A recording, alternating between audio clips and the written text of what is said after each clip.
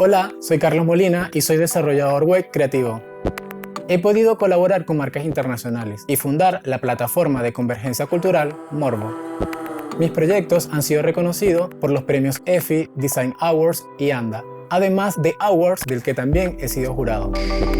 La programación es un arte que camina de la mano con el diseño cuando pensamos en páginas web.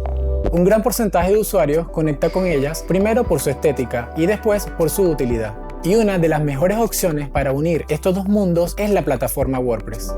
La versión de WordPress.org posee múltiples funcionalidades, personalizaciones ilimitadas con HTML, CSS y JavaScript, además de manejo de contenido sin depender de terceros.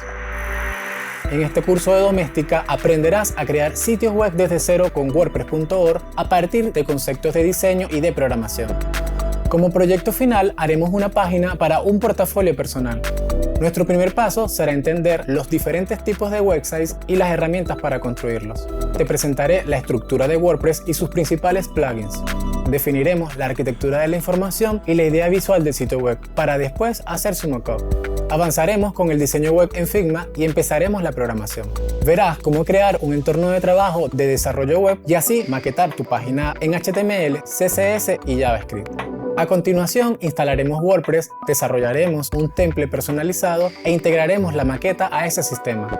Terminaremos con la publicación del proyecto y la adquisición de un nombre de dominio. Al finalizar el curso sabrás crear y administrar una página web con total libertad para personalizarla a tu manera.